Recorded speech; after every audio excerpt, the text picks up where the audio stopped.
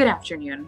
We are reporting live from the Champaign County Audubon Society newsroom to report to you the exciting and ever-evolving results from the Great Backyard Bird Count happening this weekend. The Great Backyard Bird Count is one of the largest community science efforts of its kind because it happens all over the globe. And the great part is you can take part from your own backyard. You don't even have to leave your house. So we've got correspondents out in the field right now as we speak to let us know what they're seeing out in the field and in their own backyard. Let's see what they have to say. Hello everyone, Chelsea Prahl here at Busey Woods, and man, it's been a busy day. I've seen some wrens, I've seen some chickadees, and I've seen some woodpeckers. Not only have I seen woodpeckers, but I can hear them too. They're tap, tap, tapping, drilling for insects that are overwintering inside the bark, just looking for a nice, warm, delicious meal. Back to you, Sarah. Thanks for that great report, Chelsea. Now, I can't wait to see what everyone else is seeing out at their bird feeders today, and it looks like a pretty snowy day out there in the woods. Now, thinking of snow, let's take a minute to check in with the type of weather we might be experiencing this weekend. Kayla? Thanks, Sarah. Hey, all you nature lovers. Kayla here with your weather update. Keep those feeders full because we've got a week of cold temperatures ahead. Temps expected to be freezing on Saturday and Sunday with a chance of light snow. Remember, it can be hard for birds to find food and water this time of year. So a couple tips. Leaving out suet, birdseed, seed heads of native plants, and small dishes of water periodically can help birds make it through the cold of winter. So stay warm. And back to you, Sarah. Thanks, Kayla. You know I do love a good wintry mix, but I do hope we get a little bit more sun than snow this weekend for the bird count. Well, I do know that we have Savannah out at Anita Purvis Nature Center. Let's see what she's seeing out at her bird feeders.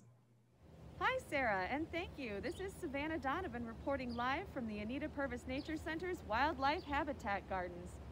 Well, birds have been flocking to the feeders today. We have seen downy woodpeckers, a white-breasted nuthatch, and a tufted titmouse.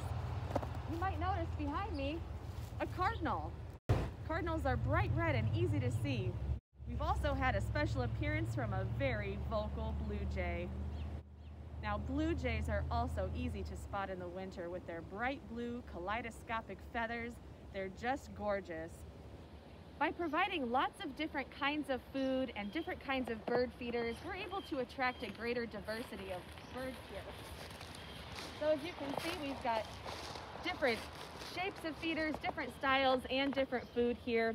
All different types of birds like to eat different types of seeds. So you can really customize the type of seed that you're offering to attract the kinds of birds that you want to see in your own yard.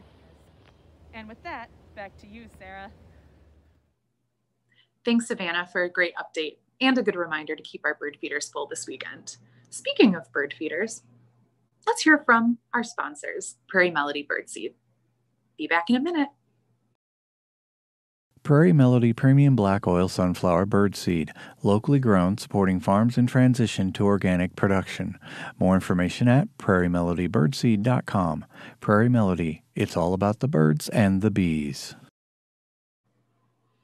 All right, and last but not least, checking in for the Great Backyard Bird Count today, we are going to check in with Nate, who is with the Champaign County Forest Preserve District, and he's out birding for some unusual birds this afternoon. Nate, what have you seen? Thanks for having me on today, Sarah. I'm out at Stidham Woods today, talking about some of the raptors and birds of prey that you'll see at Champaign County Forest Preserves. In woods like these, you might see a barred owl, which though they're owls, are actually quite active during the day.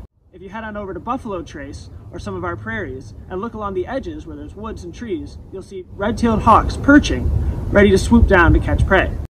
If you're really lucky, you might even see a northern harrier, swooping low over the prairie, listening for rodents and other things in the grass. Lakes and rivers are more your interest. Head on over to Homer Forest Preserve, or up to Middle Fork at the north or south waterfowl area, and there you might see our national bird, the bald eagle. These birds primarily feed on fish, so look for them over the lakes and rivers. They're easily identifiable by their bright white head, but juveniles actually take 5 years to have their full white head plumage, so look for birds that look like eagles but have brown and white streaks. The great thing about the backyard bird count is it doesn't have to take place at preserves or parks. You can do it out your back window if you want. Or, while you're driving to and from the preserves, you can look on power lines along the side of the road for the smallest raptor, the American kestrel. Thanks, Sarah. All right, well, I want to take this moment to thank everyone for tuning in today to hear about the Great Backyard Bird Count. I hope that you get the chance to participate right at home from your own backyard. In a year of staying at home, this is the bird count for you.